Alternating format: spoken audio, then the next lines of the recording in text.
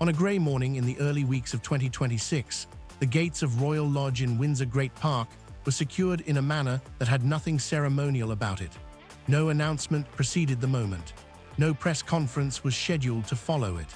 No official statement was released with the carefully managed language that the palace deploys when it wishes to control the emotional register of difficult news. There was simply a legal process, initiated, completed, and enforced with the quiet finality of an institution that had exhausted every alternative and arrived, after years of warnings and negotiations and extended deadlines that were extended again and then again, at the only decision that remained. Prince Andrew, Duke of York, the king's younger brother, the man who had lived at Royal Lodge for over 2 decades, was out. The locks had been changed. The chapter was closed. And what came next? What a man in Andrew's position would choose to do with the particular freedom that comes from having nothing left to lose was the question that nobody inside the palace walls was prepared to answer with any confidence at all. Before we begin today's royal update, I want to take a quick moment. Many of you enjoy these videos but haven't subscribed yet, and you definitely don't want to miss the latest developments and fascinating stories from the world of royalty. Subscribing is completely free and helps you stay up to date as every new royal moment unfolds. And while you're here, let us know, where are you watching from? Share it in the comments below. It's always wonderful to see viewers joining us from all around the world.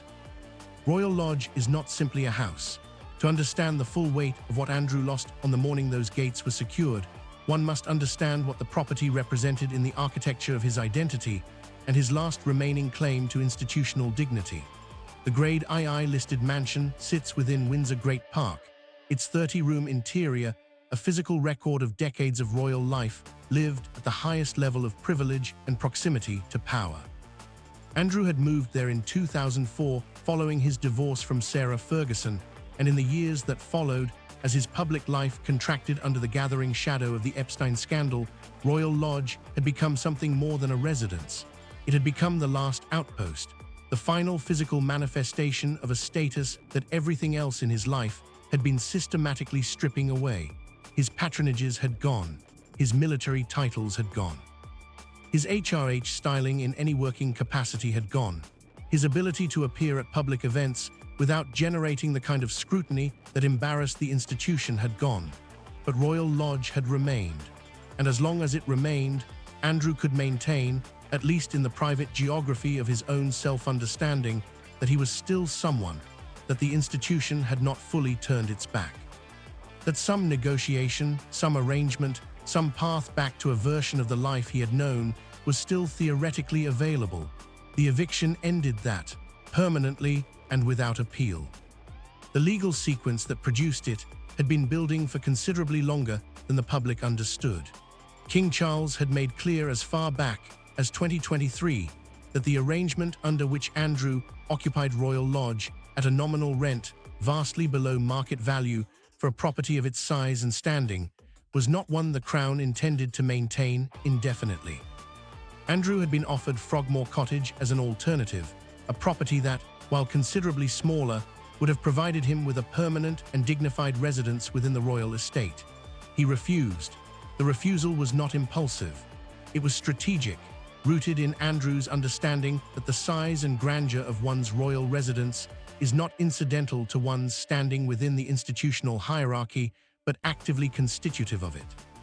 To accept Frogmore Cottage was to accept a diminishment so visible and so physical that no amount of private reassurance from the institution could counterbalance it.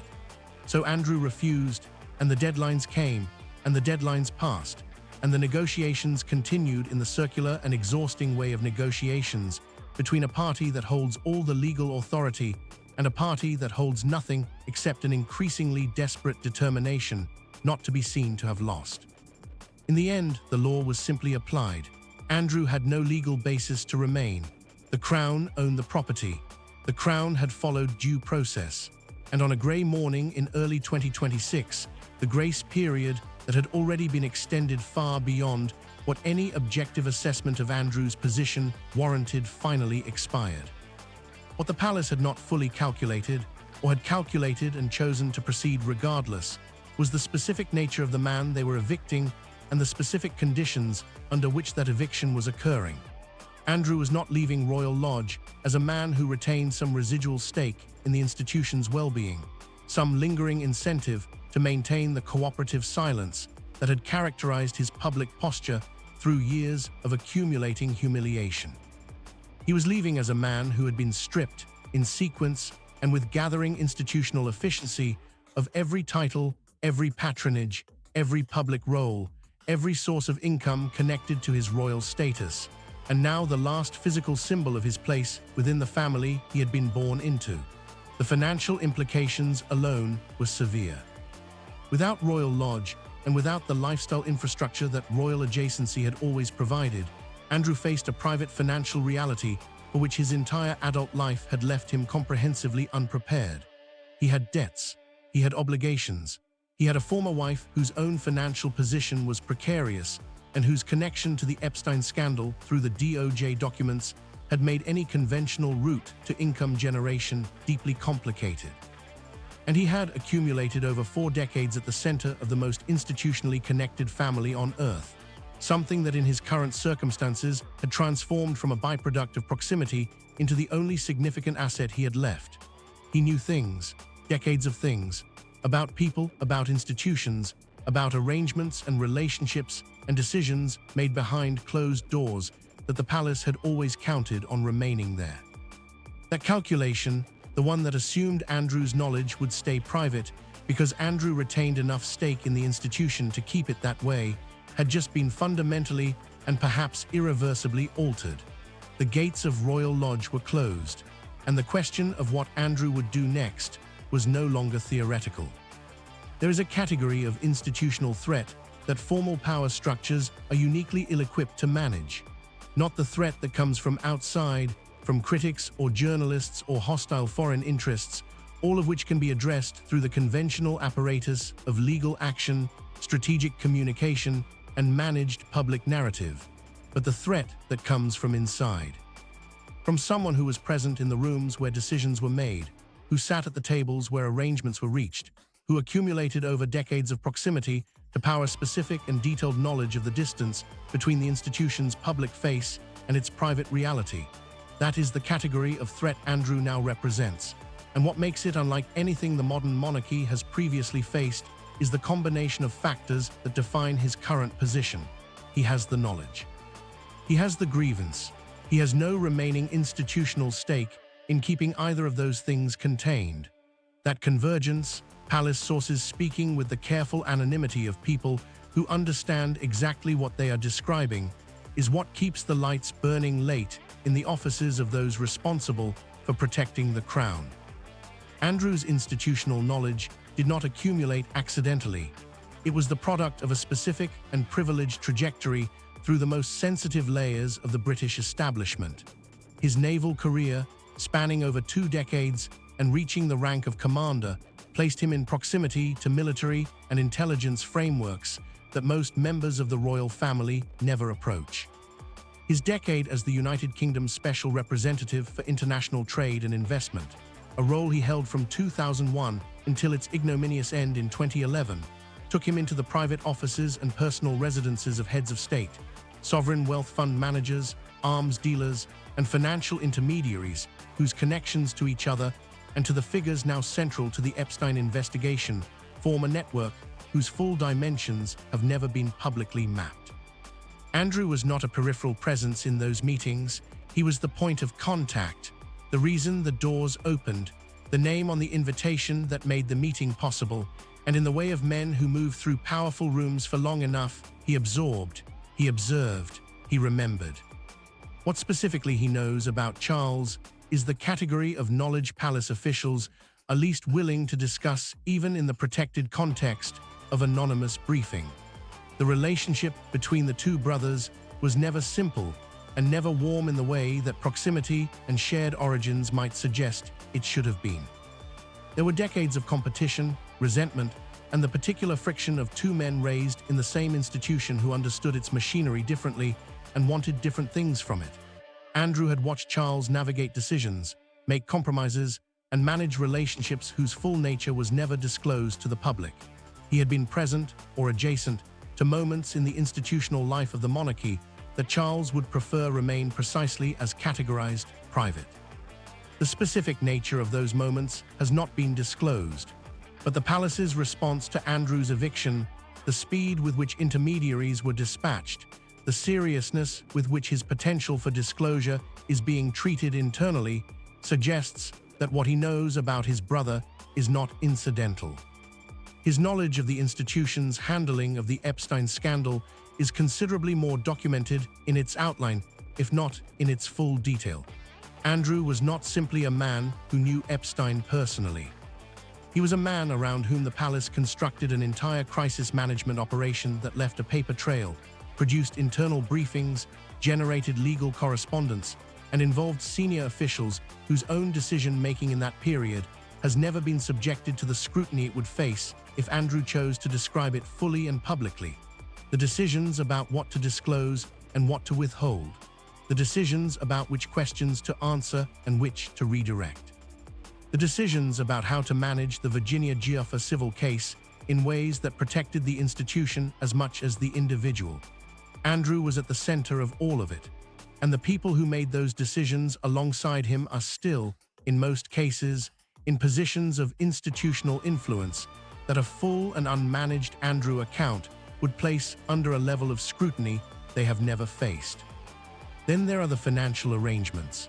Sources familiar with the internal architecture of Andrew's royal life describe a pattern of financial support, gifts, loans, and institutional accommodations whose full extent has never been publicly disclosed and whose documentation exists in forms that Andrew has access to and the palace cannot unilaterally suppress. The settlement of the Virginia Giuffa case, funded in ways that have never been fully explained, is only the most visible example of a financial relationship between Andrew and the Crown's private resources that runs considerably deeper than the public record reflects. He knows where the money came from. He knows what conditions were attached. He knows which conversations preceded the decisions and who was in the room when they were made. For 4 decades, that knowledge sat safely inside a man who had every reason to keep it there. The eviction from Royal Lodge did not change what Andrew knows. It changed his reason for keeping it to himself, and that, palace sources confirm in the careful language of people describing something that genuinely frightens them, is the difference between a difficult situation and an existential one.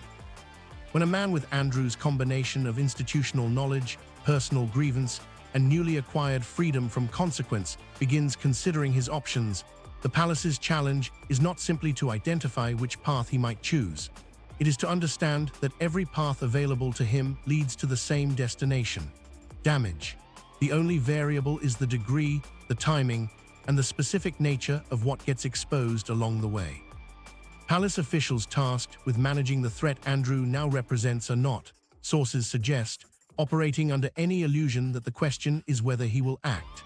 The question is how, and the 3 options currently being discussed in the most serious internal briefings at Buckingham Palace represent 3 very different versions of the same institutional nightmare. The memoir option is the most visible and in some ways the least surprising. Publishers on both sides of the Atlantic have been aware of Andrew's potential as a literary property since long before the eviction from Royal Lodge made that potential exponentially more commercially significant. A fully uncensored Andrew memoir would not be a book about a disgraced prince managing his legacy. It would be a forensic account from inside the most sensitive operational layers of the British establishment, written by a man with no remaining incentive for discretion and 4 decades of material to draw from. Sources familiar with approaches already may describe serious interest from major publishing houses whose appetite for the commercial scale of such a project outweighs any discomfort about its institutional implications. The palace's legal apparatus has been quietly assessed for its capacity to prevent or substantially limit publication. The assessment, sources suggest, is not reassuring. Andrew is not Harry. He is not bound by the same agreements, the same residual institutional loyalties, or the same carefully managed desire to remain partially within the family's good graces. A memoir from Andrew would be written by a man who has already decided the institution is his adversary. And adversarial memoirs from people with genuine inside knowledge are extraordinarily difficult to suppress once the commercial machinery behind them is in motion. The interview option is more immediate and considerably less controllable than a book whose production timeline provides at least some window for legal intervention. Broadcasters and platforms that have extended approaches to Andrew include names whose reach and credibility would guarantee that whatever he chose to say would penetrate every corner of the global media landscape within hours of broadcast. The specific question that Palace sources describe as the most dangerous single thing Andrew could be asked on camera is deceptively simple. What did the institution know about Epstein? When did it know it? And what decisions were made to protect the crown rather than the truth? An unmanaged Andrew answer to that question, delivered without the filtering of legal counsel or the moderating influence of residual institutional loyalty, would not be a scandal in the conventional royal sense. It would be a constitutional event. The palace understands this, and the understanding has produced a level of strategic anxiety that sources describe as unlike anything generated by any previous royal crisis in the modern era. But it is the third option that generates the most serious concern, the one that sources describe in the most guarded language and with the most visible reluctance to elaborate: Andrew's foreign relationships. During his decade as trade envoy and in the years of international travel that followed, Andrew cultivated personal relationships with governments and individuals whose interests are not aligned with those of the British Crown, and who would find specific categories of Andrew's institutional knowledge extraordinarily valuable. These are not hypothetical relationships. They are documented in the sense that Andrew's meetings and travels during the trade envoy years are a matter of record, and the names of those he met with include figures whose subsequent histories have made the nature of those meetings considerably more sensitive than they appeared at the time. What Andrew could offer a foreign government in exchange for financial security, protected legal status, or simply the kind of dignified private existence the British establishment has just finished stripping from him, is not a question palace officials are willing to answer on the record. But the measures being taken internally to monitor Andrew's international communications and travel intentions suggest that the question is being taken with a seriousness that goes well beyond the management of conventional royal embarrassment.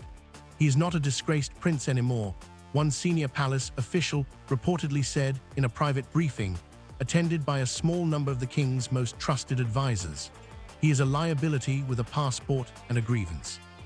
And right now, nobody knows where that passport is pointed. There is a particular kind of crisis that formal institutions are structurally incapable of resolving through the mechanisms they were built to deploy.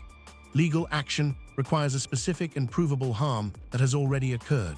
Public communication requires an acknowledgement of the threat that amplifies the very thing it is attempting to contain.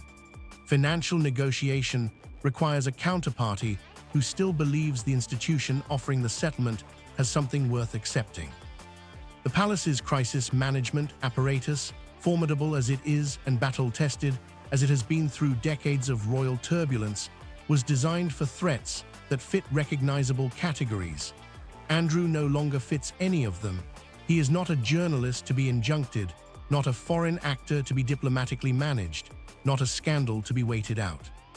He is a member of the bloodline, stripped of everything the institution used to secure his cooperation, sitting at the outer edge of the Windsor world with 4 decades of knowledge and a grievance that no financial offer has yet been calibrated correctly enough to address.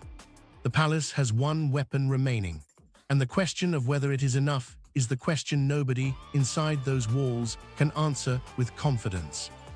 The intermediaries dispatched to Andrew in the weeks following the Royal Lodge eviction were not junior officials.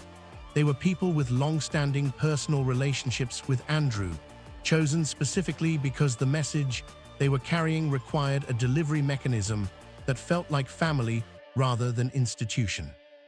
The substance of what they carried was a financial proposal, structured carefully enough to avoid the appearance of a direct payment for silence, while functioning as precisely that in every meaningful practical sense.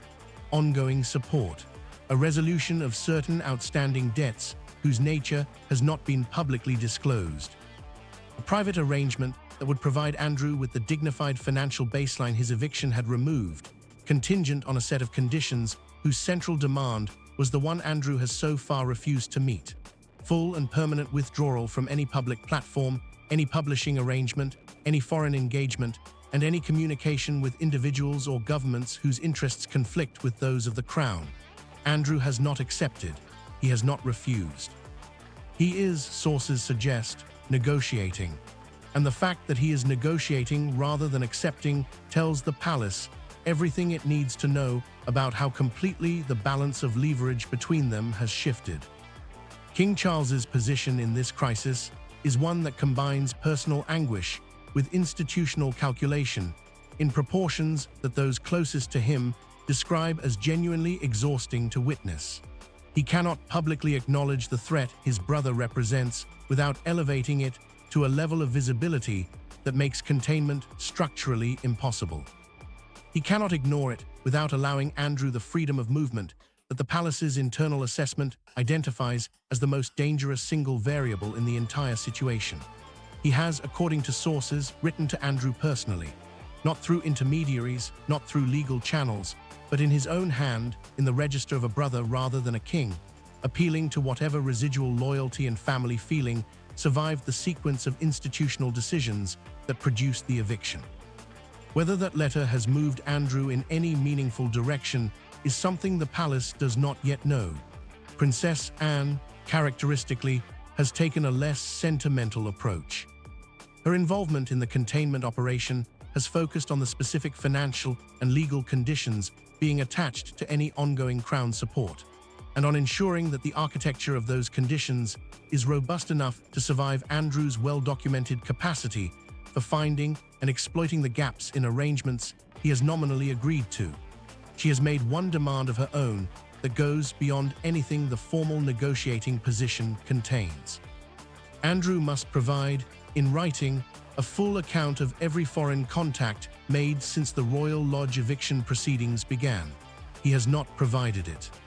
The Crown has survived everything the modern world has placed in its path: abdication, war, the death of Diana, the fracture of Harry and Meghan. It has survived because in every previous crisis it retained one advantage that made recovery possible. The person at the center of the threat retained some stake, however diminished, in the institution's survival. Andrew, for the first time in the monarchy's modern history, does not. He has been removed from the family home, stripped of every formal connection to the institution, and left with nothing the Crown can offer that it has not already taken away. The palace's last weapon is the one it has always held in reserve for its most intractable problems: the appeal not to loyalty, not to duty, not to the abstract preservation of an institution, but to something older and less rational than any of those: blood, family. The irreducible fact that whatever Andrew does next, he cannot undo what he is.